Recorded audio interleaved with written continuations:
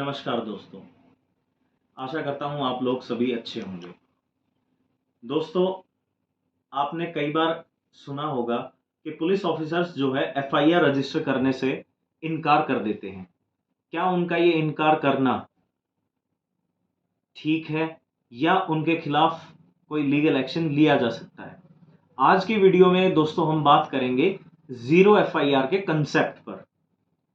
दोस्तों, आपने कई बार ये चीज सुनी होगी कि जब भी विक्टिम या विक्टिम की फैमिली किसी कंप्लेंट को लेकर पुलिस स्टेशन पर जाती है, वहां पर कंप्लेंट देती है, तो कई बार उन्हें इस चीज का सामना करना पड़ता है कि पुलिस ऑफिसर एफआईआर रजिस्टर करने से मना कर देते हैं और उन्हें बोलते हैं कि ये मेरी जुरिस्डिक्शन में नहीं है या कोई और रीजन देकर उन्हें टाल देते हैं।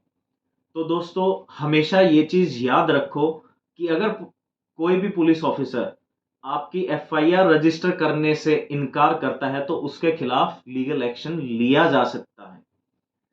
देखिए, एफआईआर रजिस्टर ना करना कोग्नाइजेबल ऑफेंसेस में पुलिस ऑफिसर कभी मना नहीं कर सकता।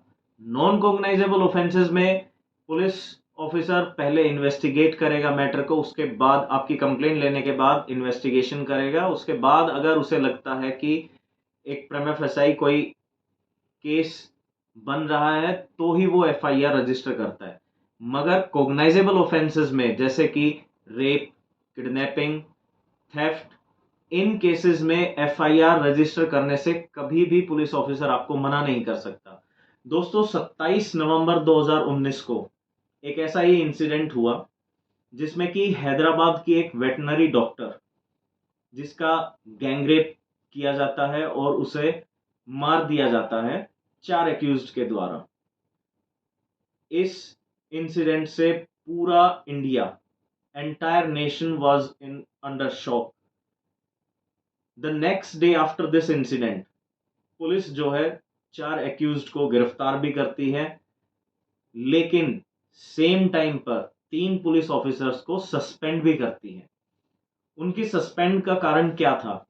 उनके सस्पेंड का कारण ये था कि जब वेटनरी डॉक्टर मिसिंग हुई तो विक्टिम की फैमिली ने पुलिस स्टेशन, अपने नियरेस्ट पुलिस स्टेशन में अप्रोच किया और एक मिसिंग पर्सन की एफआईआर रजिस्टर करने के लिए उनसे गुहार लगाई। लेकिन पुलिस ऑफिसर्स ने वहां पर उनकी एफआईआर रजिस्टर नहीं की और उन्हें ये कहकर टाल दिया कि ये मेरी जुरिस्डिक्शन में नहीं आता, तो ये हमारा मामला नहीं है, आपको उस थाने में जाकर रजिस्टर करना पड़ेगा, सो एंड सो। जो कि उनका एक डिसीजन बहुत ही गलत था, जिसके कारण वो तीनों सस्पेंड हुए। अगर वो एफआईआर रजिस्टर करते तो उन्हें एक एक्शन लेना होता, टाइमली अगर एक्शन किया जाता तो हो सकता है शायद आज वो वेटनरी डॉक्टर हमारे बीच होती।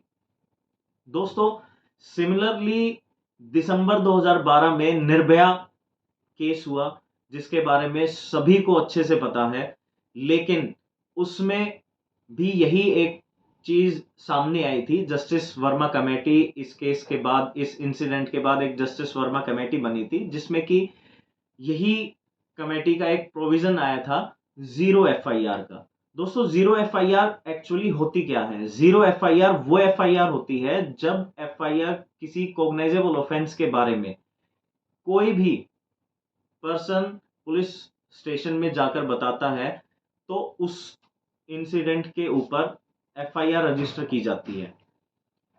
उस जीरो एफआईआर का मतलब यह होता है कि उस एफआईआर को कोई नंबर नहीं दिया जाता। आप किसी भी थाने में जाकर कॉग्नाइजेबल ऑफेंस की एक एफआईआर को रजिस्टर करवा सकते हैं।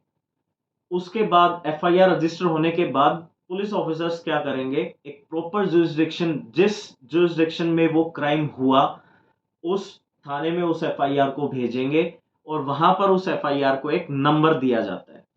जीरो एफआईआर का कंसेप्ट दोस्तों इसलिए आया था ताकि इनिशियल जो स्टेज होती है अपनी इन्वेस्टिगेशन की किसी भी कॉग्नाइजेबल ऑफेंस में, grievous offences like rape, kidnapping, जो कि महिलाओं के अगेंस्ट काफी इंडिया में होते हैं, तो उसमें क्या होता है कि आप जब भी एफआईआर कराओगे किसी भी थाने में जाकर, तो कोई भी पुलिस ऑफिसर आपकी एफआईआर रजिस्टर करने से मना नहीं कर सकता। वो ये नहीं बोल सकता कि ये मेरी जुरिस्डिक्शन में नहीं है।